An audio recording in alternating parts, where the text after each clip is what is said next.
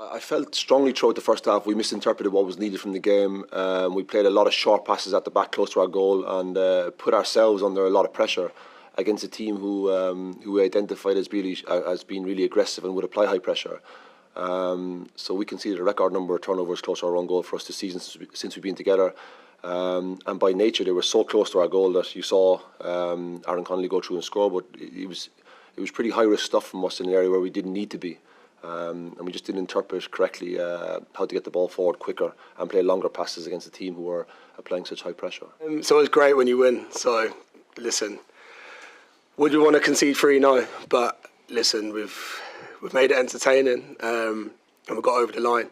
Obviously, the last 2 games we haven't been able to win. So listen, however it was going to be today to get 3 points. We wouldn't have wanted to concede 3 goals, but listen, it was obviously a good day in the end, winning 4-3. It was nice to get a goal, and then my first goal in front of these fans as well was just unbelievable. But it just opened up for me, and like fair play to the boys making the right runs, and it opened up, and you take a shot and hope it goes in. No, it was amazing. I think very entertaining for everyone watching. And for me, it only feels better to win these type of games as well, when it's been up and down and a lot of goals. Enjoy the 3 points. That's the most important part of it. I would say the overriding feeling for myself is one of immense pride for the players in terms of the second half. Again, I don't know what went on here over the last couple of years, but it's quite a difficult experience for the players when you give away goals of the nature we did. The second goal was a crazy goal. There was multiple ricochets and deflection, and I would just put that down to the nature of the game and some anxiety in the performance, because it's quite stressful, and we made it stressful for ourselves, but also the opponents did. So for the players, you saw us at our best and our most dangerous when we flooded forward and really freed ourselves up and attacked in wide areas and got beyond the Leyton Orient back 4 or back 5 as it was in the second half. And then you saw the players you referenced, Callum Robinson, Yousef, become so dangerous as we know they are. So there's a lot of things that we can learn from the first half and the second half defensively as a team.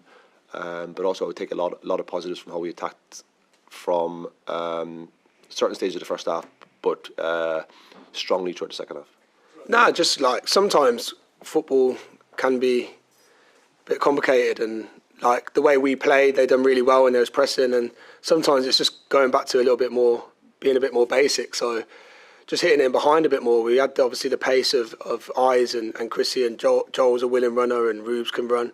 I can do it, but I like dropping in. So, so just being a bit more basic and turning the ball, and it's not as simple as that, basically. And then you'll be able to create space then to start playing how we wanted to play. I think we've done that a little bit better in the second half. Yeah, it was tough. They set up well. They made it hard for us, but we knew we had the quality. We went in at half time knowing that the game was there for us to win. So it was about staying positive and patient, and we got the rewards today. Yeah, definitely. The energy in the stadium was amazing when we got that 3-3 goal and to the rest of the game. And we cannot underestimate or underrate how much they give us here playing at home when they're fully behind us as supporters. And I think that was a big difference in the end today, and hopefully they do it throughout the whole game more often. I think we made mistakes in the first half, like I said, in terms of we passed to our players under pressure very close to our goal and didn't recognise how to get it forward quickly enough. And our players were all under pressure when we received the ball, and we didn't get into the opponent's half. You saw in the first half how dangerous we looked when we did get into Leyton Orient's half, but it wasn't often enough for me to show how dangerous we could be.